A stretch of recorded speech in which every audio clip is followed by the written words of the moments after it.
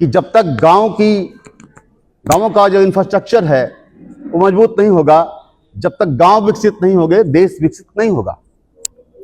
इस मनरेगा के प्रोग्राम के माध्यम से महात्मा गांधी जी के ग्राम स्वराज की संकल्पना का जो सपना था वो साकार हो रहा था। इसलिए महात्मा गांधी नरेगा बना। अभी कुछ दिन पहले मोदी सरकार ने विकसित भारत जी राम जी कानून लाके इस पूरे कंसेप्ट को, इस पूरे प्रोग्राम को, इसके पीछे जो अवधारणा थी उसको पूरी तरह से बुलडोज कर दिया।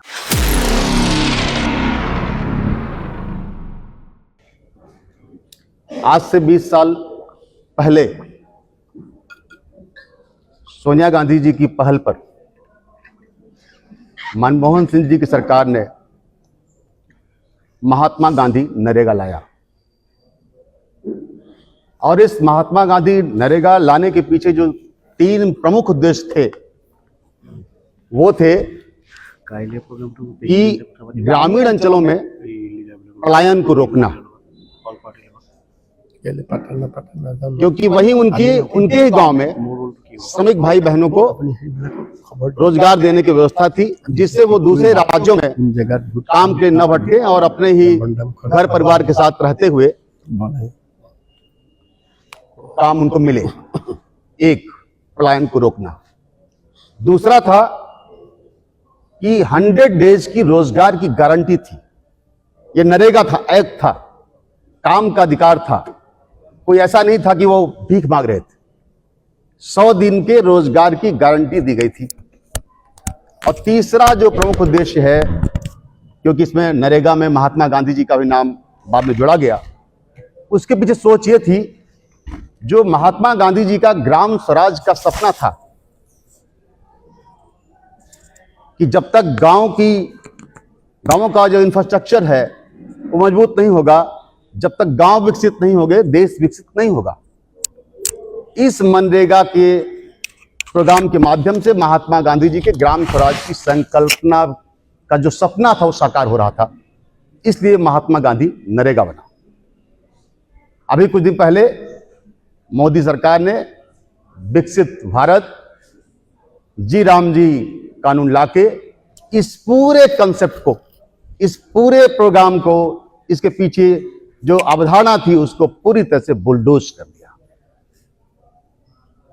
आपने देखा होगा कि इसमें जो इसके प्रोविजंस है, पहला, इसमें रोजगार की गारंटी नहीं है।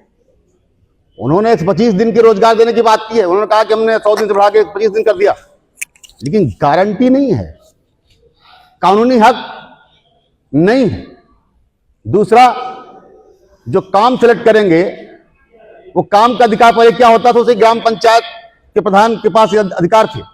अब ऊपर से सेलेक्ट होगा कि किन पंचायतों को काम मिलेगा, किन को काम नहीं मिलेगा।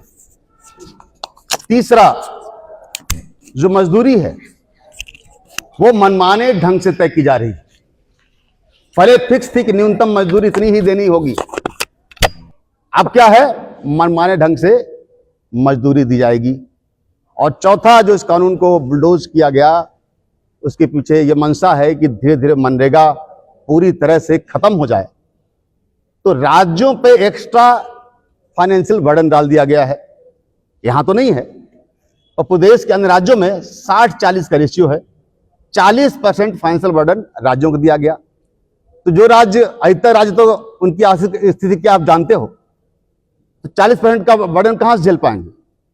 अरे यहां का ही असम भी 10% नहीं झेल पा रहा है। तो वो चाहते हैं मनरेगा स्वतः अपनी मौत मर जाए।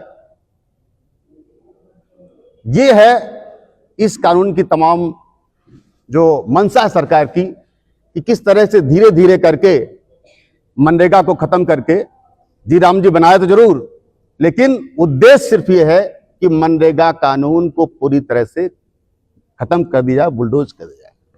आप पता है, इसी मनरेगा ने जब लॉकडाउन लगा था कोविड के टाइम में, लगभग 5 करोड़ श्रमिकों को इसी मनरेगा के माध्यम से रोजी रोटी मिली थी। 5 करोड़ लोगों को। गांव में जब गए थे शहरों से, दूसरे राज्यों से भटक भटक के अपने गांव गए थे, तो वहां की पंचायतों में मनरेगा शुरू किया गया। इसी मनरेगा के माध्यम से 5 करोड़ लोगों को रोजगार मिले थे। तो कांग्रेस पार्टी का नेतृत्व इस जी राम जी कानून का पुरजोर विरोध करता है और इसके लिए उन्होंने मनरेगा बचाओ संग्राम कार्यक्रम जारी किया है। मनरेगा बचाओ संग्राम। और जब तक ये कानून वापस नहीं लिया जाता, मैं फिर से कह रहा हूं, जब तक विकसित भारत जी राम जी कानून वापस नहीं लिया जाता, मनरेगा बचाओ संग्राम चलता रहेगा। और ये राहुल गांधी जी के नेतृत्व में कांग्रेस पार्टी ने करके दिखाया है।